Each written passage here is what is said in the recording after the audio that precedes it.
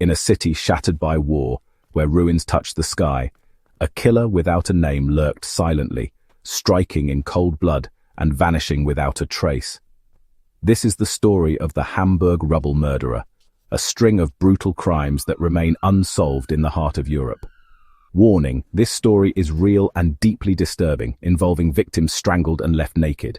Viewer discretion is advised. If you are drawn to mysterious true crimes, subscribe now, because darkness never ends. In early January 1947, just months after the Second World War had ended, a group of children stumbled upon the body of a young woman in a bombed-out ruin on Baustrasse, Hamburg. She had been strangled with a delicate thread, tied tightly around her neck. No signs of struggle, just cold, calculated death. A week later, another body appeared. An elderly man, estimated to be between 65 and 70 years old, found naked under a bridge in the Eimsbüttel district. Same method, same type of thread. On the 1st of February 1947, the body of a girl, around 6 years old, was discovered inside an old elevator shaft of a ruined factory.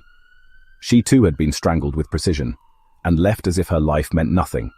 Finally, on February 12th, the last known victim, a woman aged between 30 and 35, was found naked and strangled near the Hammerbrook Canal.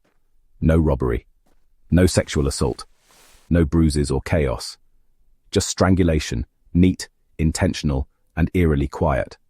All victims were left in war-torn ruins, as if the killer was crafting some twisted display of death.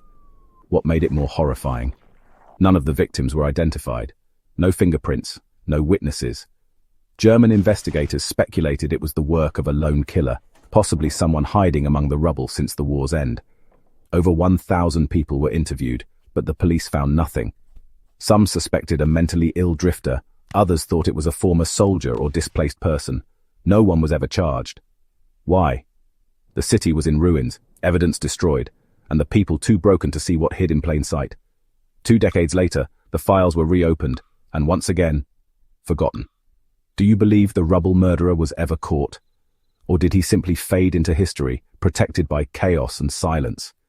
If you are captivated by the real, the forgotten, and the horrifying, subscribe now, because some shadows deserve to be uncovered.